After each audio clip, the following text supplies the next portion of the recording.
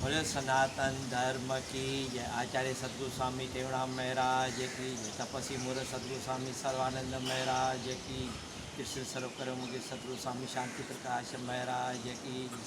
प्रेम प्रकाश मंडल की जय। प्रेम प्रकाश मंडल के सभी संतों महात्माओं की जय।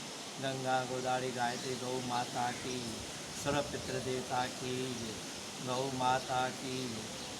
सभी भक्तों को बताते बड़ा हर्ष हो रहा है कि इस पावन धरती पर भगवान संत के रूप में आके आग लगी आकाश में झरझर गिरा अंगार, संत न होते जगत में जल मरता संसार।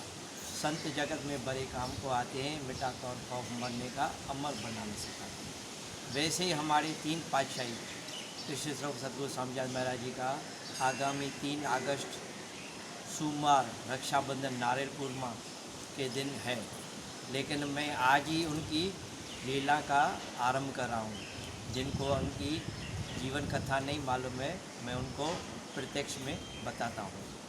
सिंध में चक गांव में आज से 113 वर्ष पहले यही नारियल पूर्णिमा रक्षाबंधन पावन सावन महीने में आसुदोमल और जुगल माता के घर में एक बालक का जन्म हुआ, जिनका नाम खेराज रखा गया।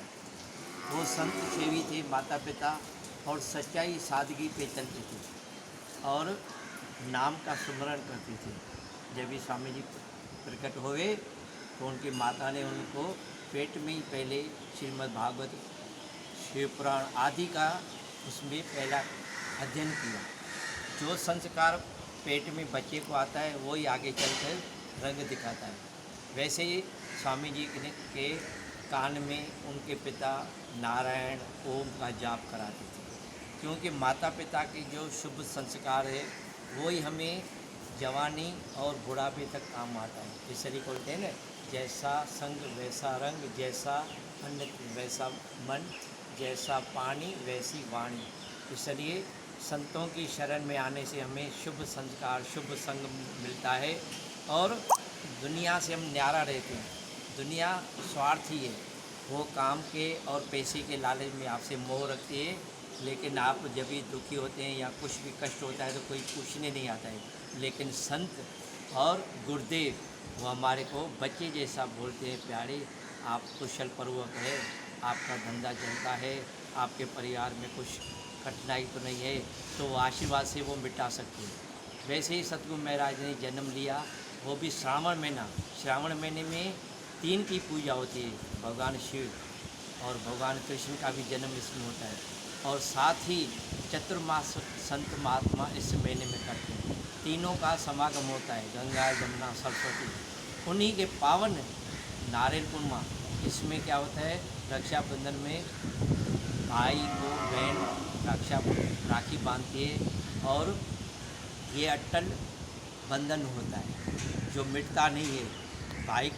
भाई को अपने बहन की रक्षा करनी पड़ती है। वैसे ही जैसे अभी गुरु पूजा हुई तो गुरु पूजा में भी शिष्य की रक्षा गुरु करता है, लेकिन गुरु को जो उनके लिए क्या चाहिए, वो जो विकार है वो अपने को गुरु के चरणों में डालने का है और उनसे प्रसाद और आशीर्वाद का लेने का है। शुभ संस्कार शुभ संग, नाम भक्ति सत्संग सेवा सुमरण वो करने से हमें गुरु राज़ी होते हैं।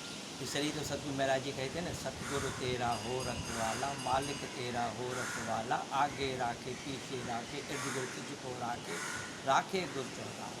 सतगुरु महाराज जी ने जन्म लिया, आगे चलकर 6 के दिन उनका खेराज नाम रखा, लेकिन भगवान की प्रत्यक्ष लीला है।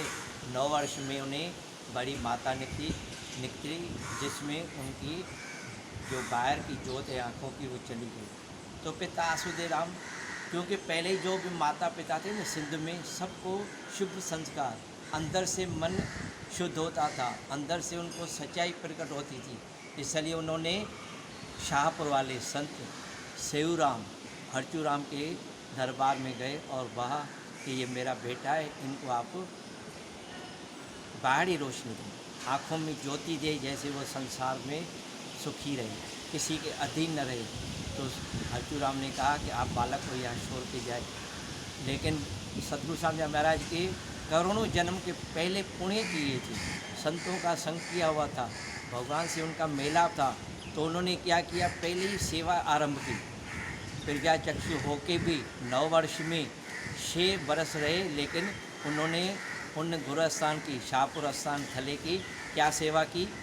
वो गोबर का लेप करते थे और बर्तन मांजते थे और कुएं से पानी भर के आते थे, और हरचूराम सोते थे तो उनको झली झोलते थे, उनको आराम कराते थे और बिस्तरा समेटते थे, और भंडार में भी जाते थे। जो भी भगवान उनको सेवा कराता था वो सेवा करते थे, जो भी बर्तन भी मानते थे।